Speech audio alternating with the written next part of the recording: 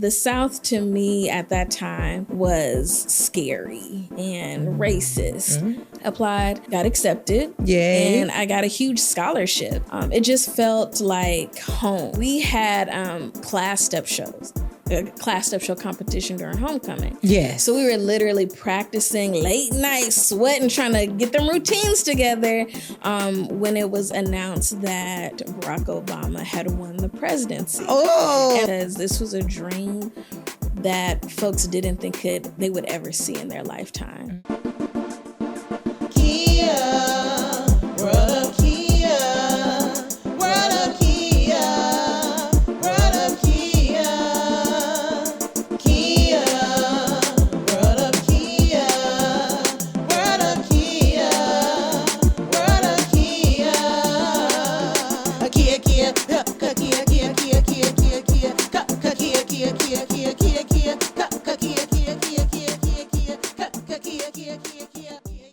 Welcome to another episode of The World of Kia. Today, I'm super de-duper excited to bring a special guest to you. And it's so funny how I found her and how she ended up in Kia's world. I'm literally on LinkedIn, and y'all know I go hard behind my HBCU, the Southern University Agricultural and Mechanical College, Baton Rouge, Louisiana. And I'm looking at some of the highlights, and I see, shout out to Chris Levy, my cohort for 40 Under 40. He's under Arynn's page, talking about how Southern University has this wonderful partnership with the community colleges in California and making sure that a lot of these kids that think they don't want to travel across the world, don't really know for sure about an HBCU, may not be ready to leave home yet, doesn't matter. Guess what? We still got a pathway for you. And I loved it. I had to reach out to her. I had to make sure we connected. And so today I get to bring to you guys Arynn. Yay. Hey, girl. Hi. How are you? I'm doing great. I'm happy to be here. Yay. Thank you for being here. So first, let's tell the people about your educational background. Sure. So I'm a graduate of Fisk University. HBCU. Yes. Love my HBCUs. Period. And I'm from LA. So I'm born and raised California, like LA. That's my home. I love it. My mom is actually a Tuskegee alum. Nice. Which I knew that growing up. But I figured I could go to college up north. Be far away from home, but still, close enough. The South to me at that time was scary and racist. Grew up watching Walker, Texas Rangers. So that was kind of my impression. And I was like, oh, no, I'm good. It's cool. I'll go to college for sure, but no, thank you. But fast forward to senior year, I get a brochure in the mail from Fisk. And me and my friends, we laugh about the brochure folks, the brochure models, like, oh, who is this? And who is this? Yeah. And then you get to campus and like, oh, that's the brochure boy. That's the brochure girl. And so they had, at the time, a 5-year program for accounting. So you could get your bachelor's and your master's in 5 years. And I said, sure, send me more information. It was free.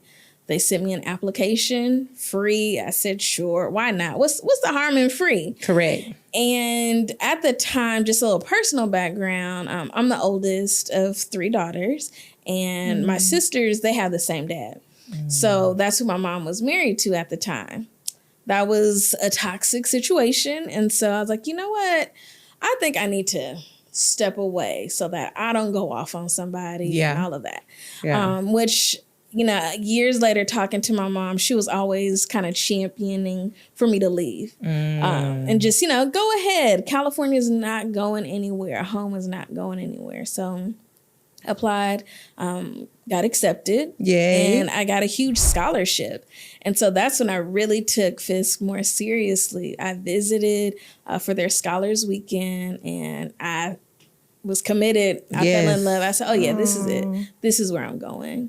It just felt like home. Yeah. Like I could just seamlessly fit, and it not feel super uncomfortable. The people felt really genuine and warm and welcoming.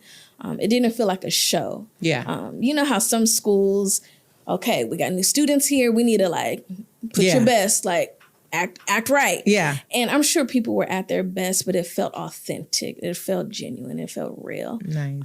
So that's how I got to Fisk. I loved it. I had a ball. Ooh, tell me about it. I made the most of those 4 years. So I was super involved and active.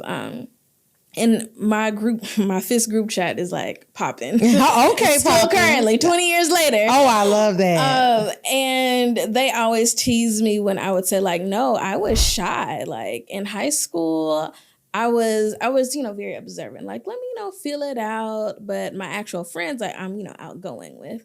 But they were like, no, girl, you were everywhere. You knew everybody. But I knew when I got to Fisk, I wanted a different experience. That's what the college experience looked like for me. And so I was an orientation leader 3 years. Check. On the softball team for 2 or 3 years. Check. Okay. We weren't out there winning championships and whatnot, but it was such a fun and great experience. I got an opportunity to travel, university choir. Check. Me too. La la la. Yes. Was not a Jubilee singer. That's okay. No. You held your note though. That's it. Yes. Soprano, alto. Alto. Okay, alto. Yes. We can start us a little singing group. I love it. No, it's not enough of us. I need more people. And let's see. I know one of the big highlights for me was, 2008? Yeah, it was around homecoming time. And so Fisk is really small. Like at the time, maybe 700-800 students total. So really intimate, which, fostered that family feel. But, the family feel can also be like, okay, you don't love everybody in your family, but that's okay. So anyway, we had class step shows. A class step show competition during homecoming. Yes. So we were literally practicing late night, sweating, trying to get them routines together when it was announced that Barack Obama had won the presidency. Oh. And so it was late at night. So I don't know, like 10, 11 o'clock at night. And we were in the room just like jumping up and down, calling grandparents and parents because this was a dream that folks didn't think they would ever see in their lifetime. We poured out into on the yard, people from the neighborhood, people were out on the streets in droves just celebrating. So that was just such a beautiful occasion, like a mark in history. So just so many great moments that, man, you see my grin. Yeah, I love it. I love it. That is wonderful to hear. I can just envision it like it's a movie in my head. Yes. That's how I see it, replaying it like, wow. Oh. I remember in that room sweating with your scarves on and your bonnets, and we still had the TV on just to like keep an eye, like, okay, what's going on, y'all? Now, do you still have some of those step team moves? Ooh, you know what? We do. I hear a song every now and then, and it's like, oh yeah, we had a little routine of that. Oh, cute. But no, I'm not. You're not going to bust it out? No. I was always part of a little slow group. I said, no, I need several rehearsals after the rehearsal. I know that's right. Break it down. He was like, I'm in sequence group 1. Don't put me with the complicated. But we did that. I did that not freshman year, sophomore, junior, senior year. Oh, so fun. Yeah, great times. Oh, love it. Yeah.